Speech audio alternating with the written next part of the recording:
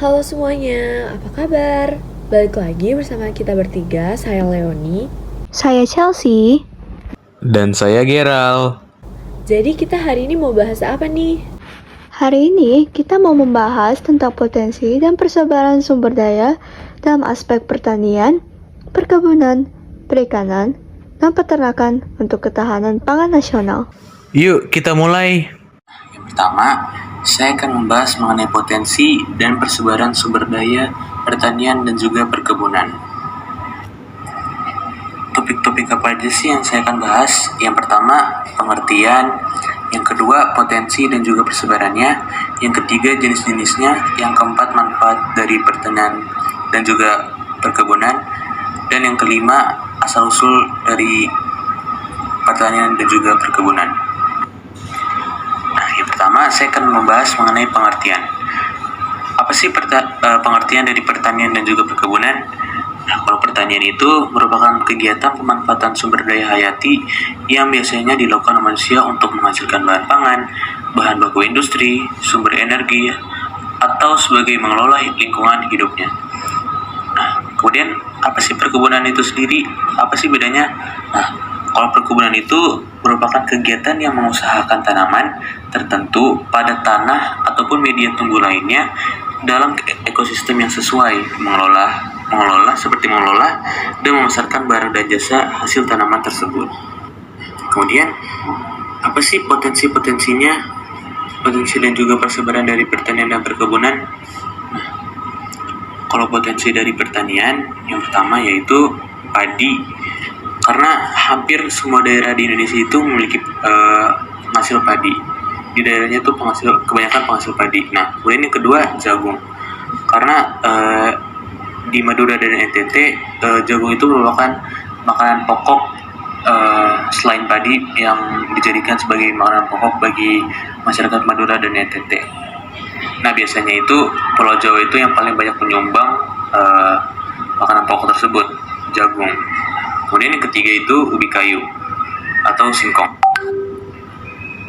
Yang mudah ditanam ini tuh bisa di tanah basah ataupun kering dan juga bisa tumbuh di ketinggian hingga 800 meter di permukaan laut. Nah, pemasok terbanyak tanaman ini juga khususnya di Indonesia itu yaitu kawasan Jawa Barat. Nah, kemudian yang berikutnya saya akan membahas mengenai jenis-jenis pertanian. Yang pertama ada sawah. Nah, di sawah sendiri memiliki jenis-jenisnya juga, beberapa jenis. Ada sawah irigasi, sawah non-irigasi, sawah tanda hujan, sawah lebak, sawah bencah atau pasang surut, dan sawah gogor rancah ataupun gorah. Nah, yang kedua yaitu ladang atau huma.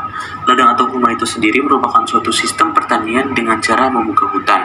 Nah, caranya itu hutannya itu ditebang kemudian dibakar dan dibersihkan. Itu merupakan cara ladang atau huma. Nah, kemudian yang ketiga yaitu tegalan.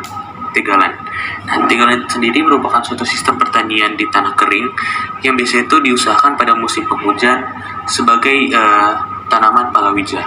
Kemudian yang keempat ada kebun. Nah, kalau kebun itu pertanian dengan sistem pertanian yang dilakukan di perkarangan sekitar rumah untuk memenuhi kebutuhan sendiri. Nah, hanya sebagian kecil dari hasil yang sesuai yang dijual seperti buah-buahan, sayuran dan juga bunga-bungaan. Kelima atau terakhir yaitu pertanian tanaman pangan. Nah, pertanian tanaman pangan di Indonesia itu biasanya diusahakan oleh rakyat. Nah, jenis tanaman pangan di Indonesia yang termasuk jadi makanan pokok itu yaitu padi atau beras, jagung, ketelan pohon atau ubi kayu, sagu dan juga tanaman sayur-sayuran dan juga buah-buahan.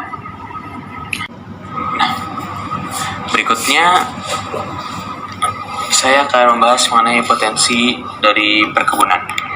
Nah, kalau di perkebunan juga ada 5. Yang pertama ada teh, karet, kemudian ada biji kopi, tembakau dan juga kelapa sawit. Saya akan bahas satu persatu secara cepat. Nah, kalau teh itu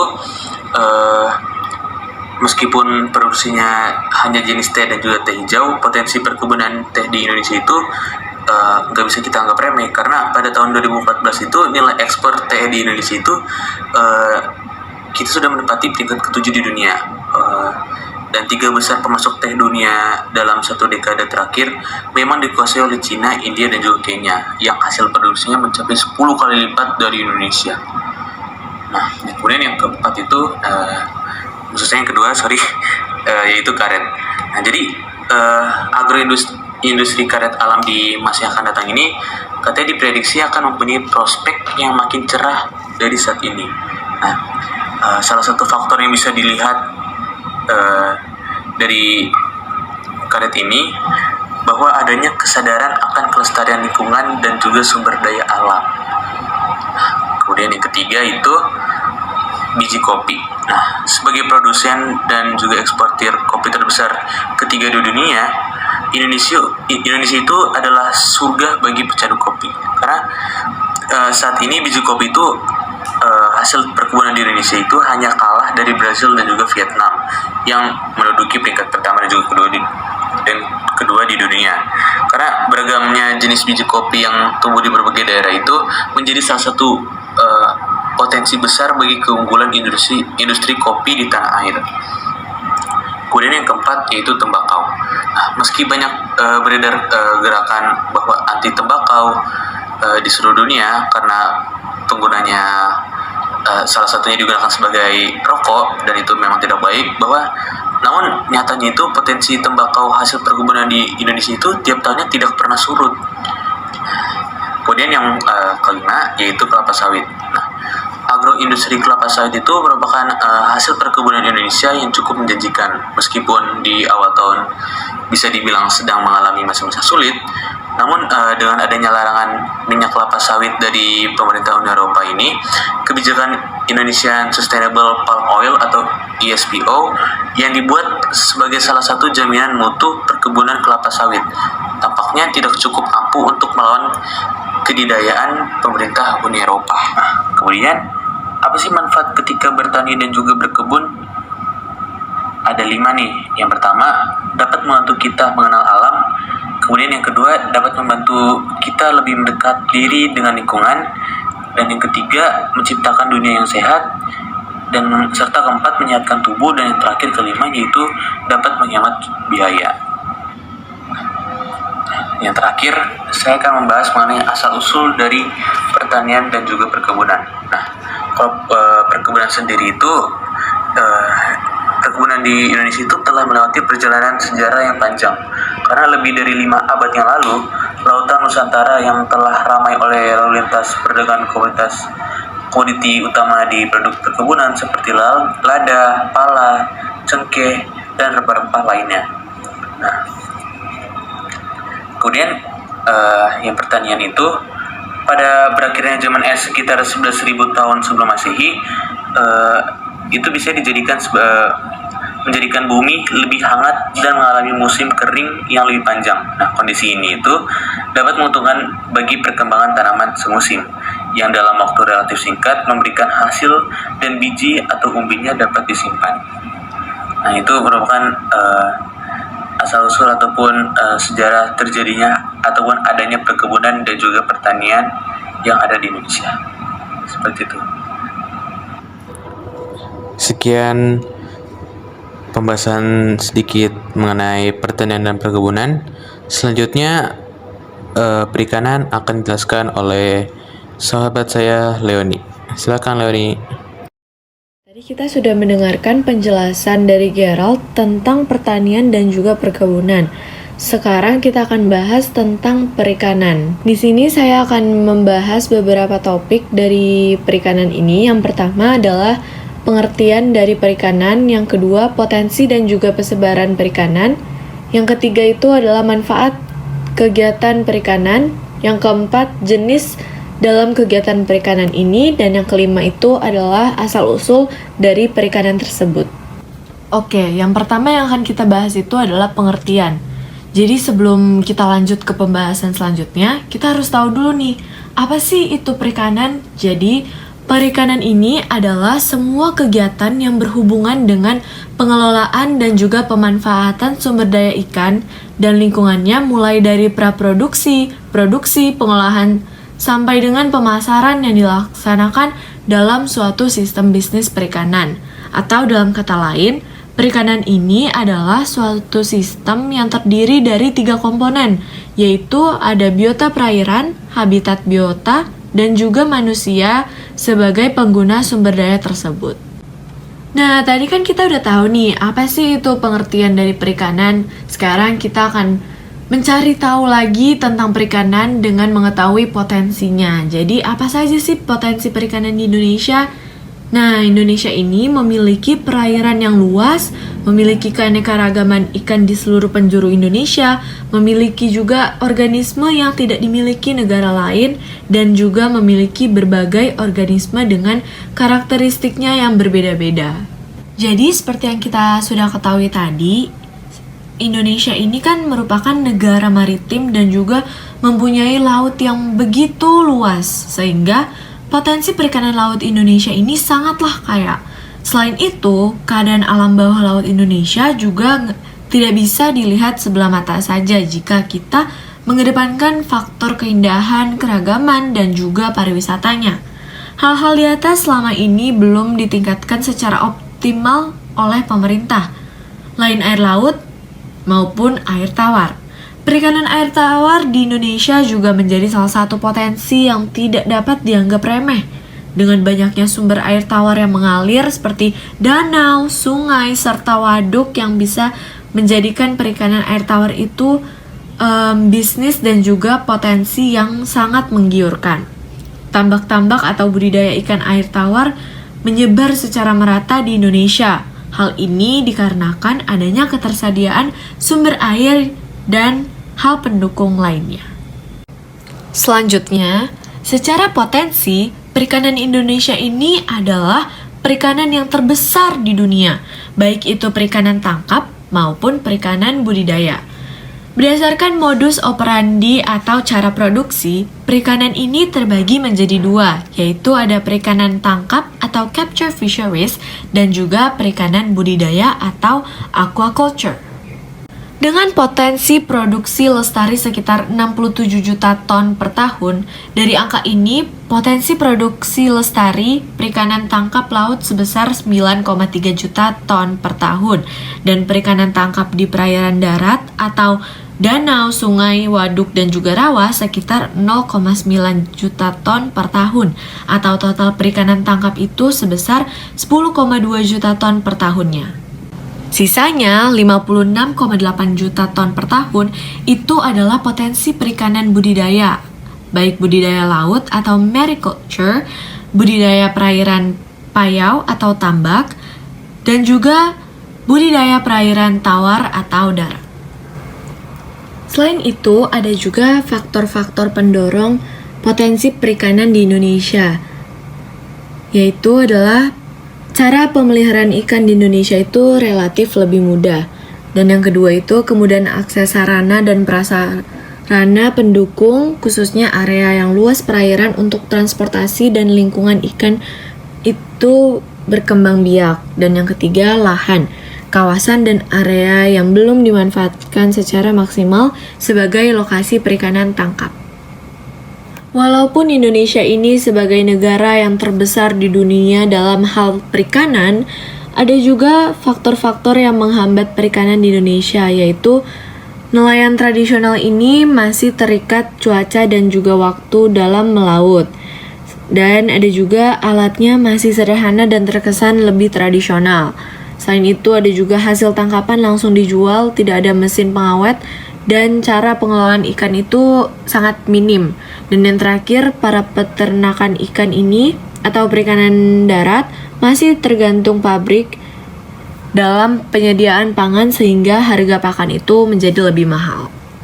Next, di sini kita bisa lihat persebaran perikanan di Indonesia begitu banyak, dan seperti yang kita lihat di peta ini, hampir di seluruh Indonesia ini memiliki ciri khas ikannya masing-masing. Jadi Indonesia itu memiliki banyak sekali keanekaragaman perikanannya. Oke, sekarang apa sih manfaat dan juga tujuan diperlukannya pengelolaan terhadap sumber daya kelautan ini? Jadi pengelolaan potensi sumber daya laut ini perlu diarahkan untuk bisa mencapai tujuan pendayagunaan potensi untuk meningkatkan kontribusi terhadap pembangunan ekonomi nasional dan juga kesejahteraan pelaku pembangunan kelautan. Dan perikanan di bidang sosial ini juga menyebabkan penduduk sekitar memiliki lahan pekerjaan mayoritas berkaitan dengan perairan. Penduduk ini bekerja sama serta melakukan kompetisi di bidang itu.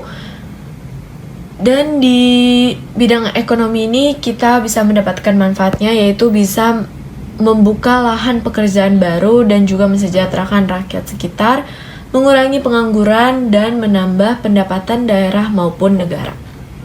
Selain manfaat, ada juga jenis kegiatan dalam perikanan ini. Jadi, ada dua jenis perikanan, yaitu ada perikanan laut dan juga perikanan darat. Perikanan darat ini merupakan usaha pembudidayaan atau penangkapan ikan yang dilakukan di daratan. Pembudidayaan perikanan darat dapat dilakukan di tambak, keramba, kolam, empang, dan lainnya. Perikanan darat ini dibedakan menjadi dua, yaitu ada perikanan air payau dan juga perikanan air tawar. Perikanan air payau ini dilakukan di tepi-tepi pantai yang datar dalam bentuk tambak atau empang.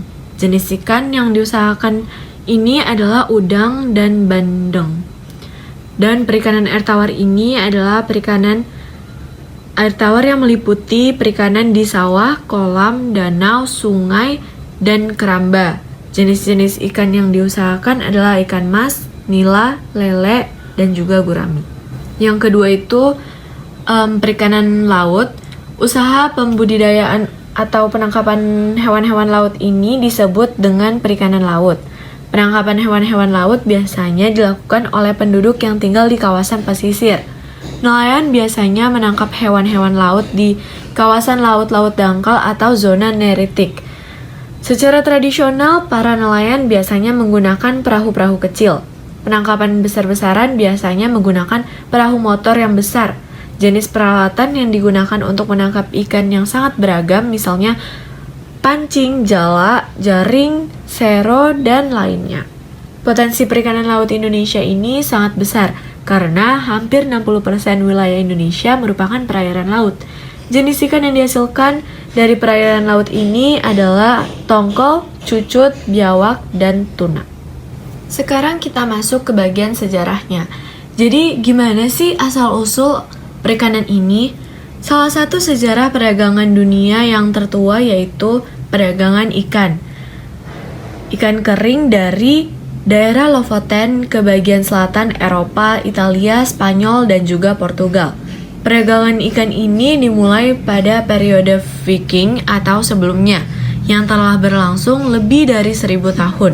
Namun, masih merupakan jenis perdagangan yang penting hingga sekarang. Di India, Pandyas, kerajaan Tamil Dravidian tertua, dikenal dengan tempat perikanan mutiara diambil sejak 1 abad sebelum Masehi. Pelabuhan Tuticorin dikenal dengan perikanan mutiara laut dalam. Paravas, bangsa Tamil yang berpusat di Tuticorin, berkembang menjadi masyarakat yang makmur oleh karena perdagangan mutiara mereka, pengetahuan ilmu pelayaran, dan juga perikanannya. Wah, ternyata pembahasan kita tentang perikanan ini udah selesai. Jadi kita akan lanjut lagi ke pembahasan selanjutnya oleh Chelsea, yaitu peternakan. Halo semuanya, pada hari ini saya akan mempresentasikan mengenai potensi dan persebaran sumber daya peternakan. Topik-topik pembahasan yang akan saya beritahukan adalah pertama adalah apa itu peternakan, kedua adalah asal-usul peternakan, ketiga ada manfaat dari hewan ternak, keempat ada jenis usaha peternakan, dan terakhir potensi dan persebaran peternakan. Jadi pertama-tama, sebenarnya peternakan itu apa sih? Peternakan itu sebenarnya adalah kegiatan mengembang biakan dan pemeliharaan hewan ternak untuk mendapatkan manfaat dan hasil dari kegiatan tersebut. Dan hanya untuk sejarah singkatnya saja nih, secara peternakan itu dimulai sejak terjadinya domestikasi hewan, yaitu budidaya hewan agar dapat dipelihara dan dimanfaatkan manusia dalam proses yang dimulai sekitar tahun 300.000 sebelum Masehi. Berbagai jenis hewan mulai didomestikasi pada saat dan tempat yang berbeda-beda dalam sejarah. Manfaat dari hewan ternak saya bagi sebagai berikut. Pertama, sebenarnya manfaat hewan ternak bagi manusia itu apa sih? Jadi ternak ini sangat bermanfaat untuk memenuhi kebutuhan nutrisi bagi manusia yang didapatkan dari konsumsi hasil ternak seperti daging, susu, dan telur. Selain itu, kulit atau bulu hasil ternak juga dapat diolah menjadi berbagai produk yang bermanfaat bagi manusia. Bahkan ternak juga terkadang hanya digunakan sebagai sarana hiburan atau hobi loh, dan bisa juga digunakan sebagai ternak percobaan untuk menghasilkan bibit unggul. Lalu yang kedua adalah sebagai sumber tenaga kerja. Jadi, semenjak digunakannya irigasi oleh manusia sejak tahun 3000 sebelum Masehi, hewan ternak juga digunakan sebagai sumber tenaga kerja bahkan sampai saat ini. Hal ini memungkinkan penggunaan bagian makanan kasar dalam bentuk energi yang tidak dapat dicerna oleh manusia, dan bisa dicerna oleh hewan yang akhirnya menjadi produk ternak. Yang ketiga ada penghasil pupuk. Ternak berukuran besar juga dapat menghasilkan pupuk yang berguna bagi pertanian. Sebagai contoh, dari 2,8 juta ekor kerbau yang ada di Indonesia, dapat menghasilkan sekitar 4 juta ton pupuk per hari yang dapat dimanfaatkan untuk memupuk 340.000 hektar tanah pertanian. Pupuk dari hasil peternakan mampu meningkatkan produksi pangan dan lebih ramah lingkungan sebab tidak mengandung zat kimia buatan. Dan keempat adalah sebagai bahan industri.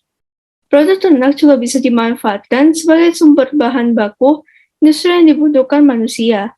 Sebagai contoh, hasil dari ternak sapi dapat digunakan sebagai bahan sepatu, tas, jaket, lem, gelatin, daging kornet, dan lainnya. Bahkan insulin bisa dihasilkan dari ternak yang dapat digunakan untuk mengobati penyakit diabetes.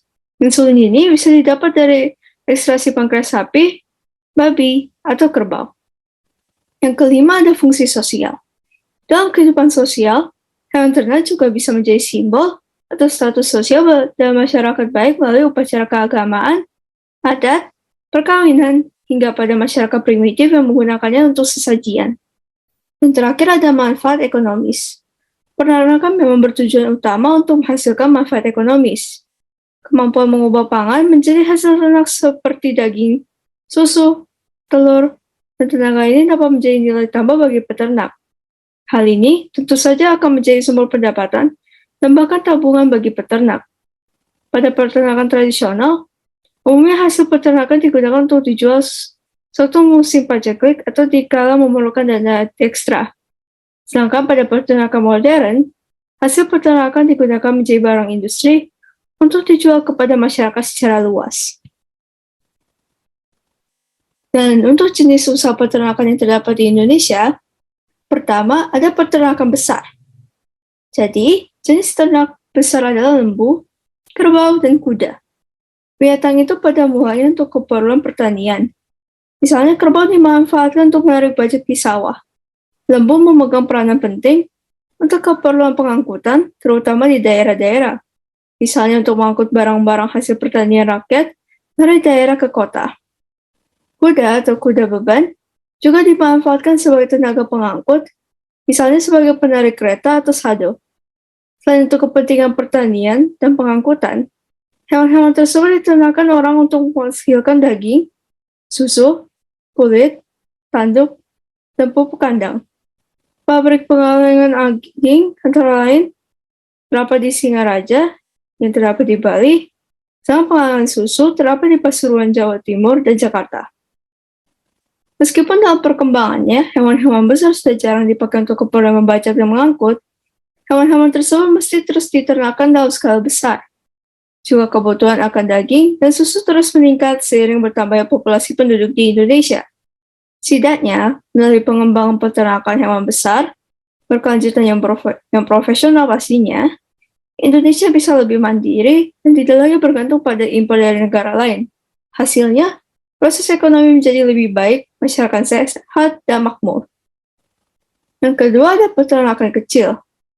Jadi, jenis ternak kecil itu antara lain ada kambing, biri-biri, domba, dan kelinci. Ternak kambing banyak sekali ditemukan di Jawa dan Madura. Kambing memiliki peran penting di masyarakat. Untuk acara akikahan, hewan kecil seperti kambing selalu menjadi pilihan wajib. Selain itu, untuk acara-acara syukuran, pesta pernikahan dan khitanan, hewan sejenis kambing tidak jarang menjadi menu utama. Selain harganya terjangkau, dagingnya pun enak dan gurih, apalagi jika dibuat sate, gulai, dan rendang. Oleh karena itu, hewan kecil menjadi pilihan kedua setelah hewan besar. Ada pendanaan tidak mencukupi. Lagi pula, hewan kecil memiliki populasi lebih banyak dan ukurannya beragam sehingga mudah untuk menyesuaikan dengan ketebalan isi kantong. Hewan kecil memiliki nilai tinggi dari daging dan kulitnya. Dagingnya untuk konsumsi, sedangkan kulitnya untuk kebutuhan industri. Berbagai kerajaan kulit mengandalkan kulit hewan. Selain itu, ada juga industri yang lebih menyukai mengolah kulit hewan kecil menjadi keripik. Maka dari itu, pemerintah pun wajib memberdayakan para peternak hewan kecil agar komunitas ini menjadi unggulan. Jika populasinya meningkat, Indonesia bisa melakukan ekspor kambing, biri-biri, domba, dan kelinci ke negara lain. Apalagi Indonesia memiliki potensi rerumputan dan tumbuhan hijau lainnya sebagai pakan ternak di hampir semua daerah. Jadi, demi kemajuan ekonomi Nusantara, pengembangan peternakan hewan kecil mesti menjadi perhatian pemerintah. Dan terakhir ada peternakan unggas. Jenis ternak unggas terdiri dari ayam, itik, angsa, dan mentok. Sebagai usaha sambilan, biasanya orang memelihara ternak unggas untuk mendapatkan telur dan dagingnya. Ternak ayam secara besar-besaran terdapat di Bandung, daerah Pangelangan, di Sulawesi Selatan ala Kuang Sidrap, dan ternak itik yang dilakukan secara besar-besaran terdapat di Alabi, Kalimantan Selatan. Kini, sudah populer pula peternakan ayam yang dikelola secara modern. Ayam dipelihara untuk diambil telurnya adalah ayam telur negeri jenis Australorp dan Leghorn yang biasanya disebut ayam jenis ras. Di kota-kota besar, dan sudah banyak dilakukan pemeliharaan burung parkir untuk diekspor. Berbeda dengan daging hewan besar dan hewan kecil, yang lebih umum dimanfaatkan untuk kebutuhan sendiri seperti pesta.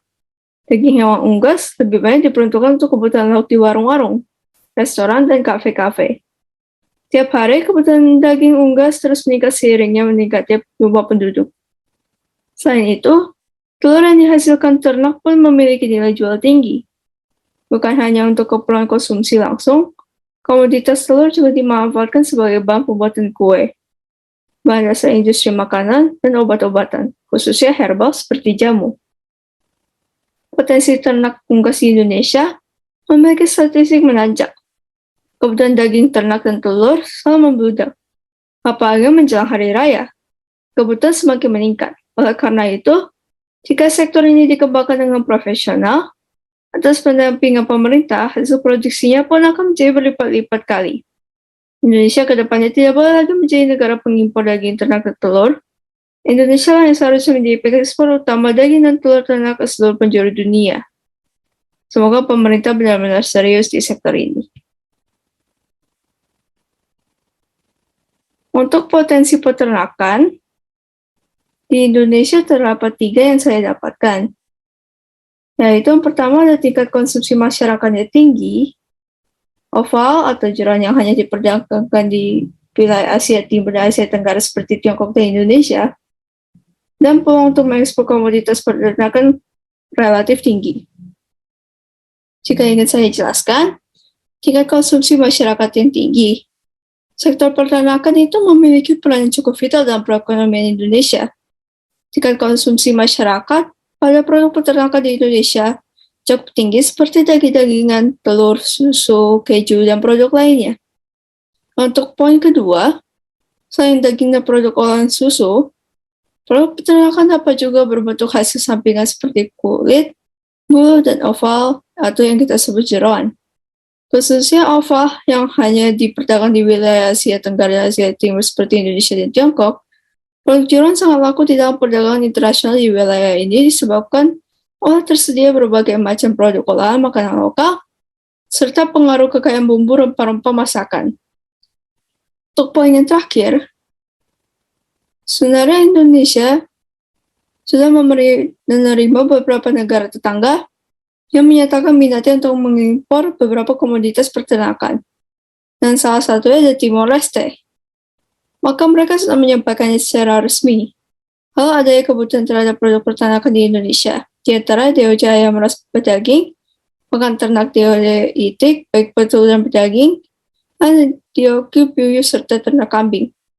Untuk menindaklanjuti permintaan tersebut, saat ini pemerintah Indonesia sedang menyiapkan pelaksanaan impor risk analysis atau ERA yang akan dilakukan oleh pemerintah Timor Leste pada salah satu perusahaan unggas di Indonesia, pada yang akan dilaksanakan pada bulan kedua, bulan April 2019. ERA dilakukan pada unit usaha perusahaan unggas dan pakan ternak yang berlokasi di Jawa Timur dan Bali, yaitu meliputi produk unggas, yaitu ayam ras pedaging atau broiler, pakan ternak, dan produk olahan unggas. Dan selanjutnya, saya akan membahas mengenai persebaran peternakan di Indonesia. Jadi peternakan di Indonesia itu, baik peternakan besar, peternakan kecil, maupun peternakan unggas saat ini, sudah dilakukan hampir di semua wilayah. Daerah-daerah peternakan itu sebagai berikut. Yang pertama dari peternakan hewan besar. Pertama, saya mempunyai contoh yaitu sapi. Daerah peternakan sapi terbanyak adalah Jawa, Madura, Bali, Nusa Tenggara, Sulawesi Selatan, Sumatera, Kalimantan, Maluku, dan Papua. Jumlah ternak sapi di Jawa lebih dari 50% dari jumlah ternak sapi seluruh Indonesia. Di Nusa Tenggara dan Sulawesi Selatan, ternak sapi digembalakan di padang-padang rumput yang luas. Sedangkan di Jawa dan Madura, sapi dipelihara di tanah-tanah pertanian sebab di Jawa dan Madura tidak terdapat padang rumput. Yang kedua ada kerbau. Pulau Jawa ada daerah peternakan kerbau terbanyak. Daerah-daerah lain yang memiliki peternakan kerbau cukup banyak, ialah Sumatera dan Sulawesi, terutama Sulawesi Selatan. Di Kalimantan, Maluku, dan Papua, peternakan kerbau hanya sedikit. Dan yang terakhir untuk peternakan hewan besar, terdapat kuda. Peternakan kuda terbanyak terdapat di Nusa Tenggara Timur dan Nusa Tenggara Barat, kemudian disusul Sulawesi Selatan, Jawa, Madura, dan Sumatera. Peternakan kuda di Kalimantan, Maluku, dan Papua hanya terbatas. Kuda Sumba terkenal dengan hutan kuda sandal. Kuda sandal sangat kuat dan berwawakan gagah. Kuda dari Sulawesi yang terkenal adalah kuda Makassar. Sedangkan dari Sumatera yang terkenal ialah kuda Batak. Dan bagian kedua adalah daerah peternakan hewan kecil. Contoh pertama yang saya ambil adalah kambing. Peternakan kambing paling banyak terdapat di Jawa dan Madura, kemudian disusul Sumatera, Bali, Nusa Tenggara, dan Sulawesi, dan terutama Sulawesi Selatan. Peternakan kambing di Kalimantan, Maluku, dan Papua lebih sedikit. Yang kedua ada domba. Pulau Jawa atau Madura adalah daerah peternakan domba terbanyak. Di Sumatera, Bali, Nusa Tenggara, dan Sulawesi juga terdapat peternakan domba, namun jumlahnya tidak banyak. Peternakan domba di Kalimantan dan Papua juga sedikit sekali. Dan yang terakhir untuk peternakan hewan kecil, terdapat babi. Daerah peternakan babi terbanyak ialah Bali dan Nusa Tenggara Timur. Ternak babi di Bali tidak ditempatkan di dalam kandang, tapi dilepaskan dan hidup bebas di pekarangan rumah. Daerah-daerah lainnya memiliki peternakan babi agak banyak, yaitu Sumatera Utara, Kalimantan Barat, Sulawesi Selatan, dan Sulawesi Utara. Peternakan babi di Jawa, Maluku, dan Papua hanya sedikit. Untuk daerah peternakan unggas, contoh pertama yang saya ambil adalah ayam kampung. Hampir setiap penduduk Indonesia memelihara ayam kampung, terutama di pedesaan Jawa. Ayam kampung tidak diternakan secara khusus, tetapi dilepas bebas di pekarangan rumah. Para petani memelihara ayam kampung dalam jumlah kecil dan hanya sebagai mata pencaharian tambahan. Berikutnya ada ayam ras. Peternakan ayam ras terdapat di sekitar kota-kota besar. terutama di Jawa dan Sumatera. Misalnya di Pangalengan Bantung, peternakan ayam ras diusahakan secara besar-besaran oleh perusahaan Mosuri. Di Kalimantan, Maluku, dan Papua juga terdapat peternakan ayam ras. Jumlahnya cukup banyak. Peternakan ayam ras di Bali, Nusa Tenggara, dan Sulawesi juga mulai bersaing. Bibit ayam ras semula diimpor dari Jepang, Eropa, dan Amerika Serikat. Namun sekarang telah dapat dikembangkan di Indonesia. Jenis-jenis ayam ras terkenal, antara lain Leghorn, Harco, Srolok, dan Boiler. Ayam ras diternakan di dalam kandang. Kebersihan kandang harus dijaga. Makanan dan kesehatan ayam harus diperhatikan benar-benar agar hasil produksi banyak. Dan contoh terakhir adalah itik. Itik diternakan di daerah-daerah sekitar sungai, kolam, sawah, dan rawa. Daerah peternakan itik terbaik terdapat di Jawa. Kemudian menyusul Sumatera, Sulawesi, Kalimantan, dan Bali atau Nusa Tenggara. Peternakan itik di Maluku dan Papua lebih sedikit. Pada umumnya, peternakan itik diusahakan dalam jumlah kecil. Peternakan itik diusahakan secara besar-besaran di Alabio, Kalimantan Selatan. Kecuali 3 jenis unggas tersebut, ada pula peternakan unggas lain, misalnya burung puyuh, entok, dan angsa. Tapi jumlahnya tidak banyak. Sekian dari pembahasan kita hari ini. Wah, ternyata banyak juga ya potensi sumber daya alam di Indonesia. Iya, semoga setelah kita membahas ini, penonton bisa mendapatkan manfaatnya dan menjadi lebih bijaksana dalam menggunakan sumber daya alam yang ada di Indonesia. Terima kasih sudah menyaksikan.